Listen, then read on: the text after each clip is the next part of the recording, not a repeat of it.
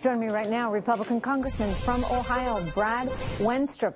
Welcome, Congressman. Good to have you here. You were just listening to Adam's report, and you know your fellow Congressman Jim Jordan is not so okay with an immigration plan that focuses on DACA first. What's your reaction to that?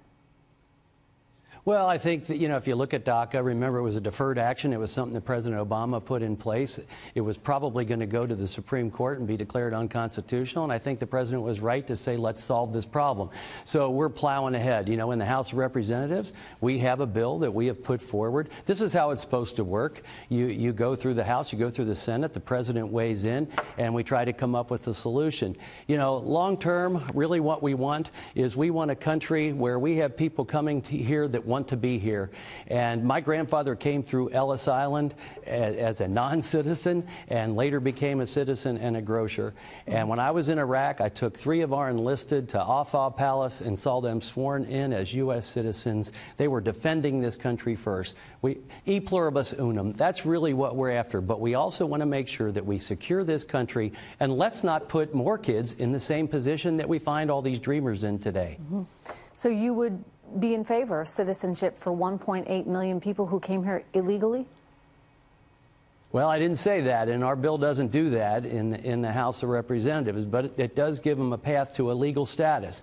And I certainly don't think that anyone should be given favor over those that are waiting in line and trying to come here legally to become citizens. And so that's part of the conversation that we have to have.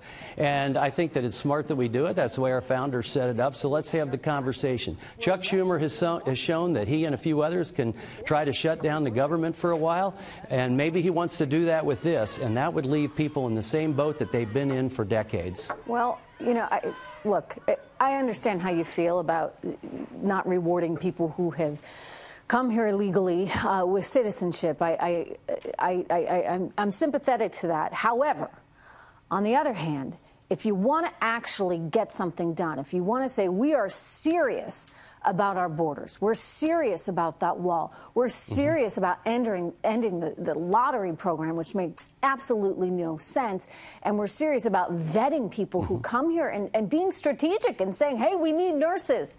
If they've got nurses in the Philippines or in I don't care where, anywhere that it helps to plug that hole. So wouldn't you be willing then to say, okay, maybe we need to give a little on this one. Maybe we need to find a way to actually make those 1.8 million people that are here citizens. And by the way, politically speaking, if you do that, think of that large group, that voting population that will feel as though you were looking out for them and President Trump was looking out for them.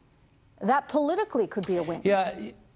No, I think, the president has made his point, and I think that people understand that. You want people to have a chance for a hope. Our bill doesn't say that it can never happen, but we do give a path to a legal status at this time, and that's going to require further conversation. You're exactly right. We do want people that can come here, that can contribute, that want to be part of America. And so how do we go about doing that? But at the same time, we've got to include these other components so that we don't find ourselves in the same situation again. There's a lot we can change in immigration, and we need to. Give us you're tired, you're poor, but let's not just have a situation on the big immigration picture where you come here and you remain tired and poor. We want you to come here to be energized by the opportunity that America has, and you partake in that process. And so that's all part of the whole big picture. DACA is just a component of that. Congressman, you mentioned your grandfather. I mean, do you think there's a difference in some of the immigrants that are coming here today as opposed to those of yesterday? I think from the standpoint of the process, we did have people coming here. My grandfather came from Italy with his family. He was young. He was a child himself. They did it legally. They came through Ellis Island, and they were here for a greater opportunity, and they came here to blend in with American society. I think it's kind of sad today that my mother didn't learn to speak Italian because her parents said, you're in America now. We're not doing that. See, she certainly could have done both, and that would be acceptable today.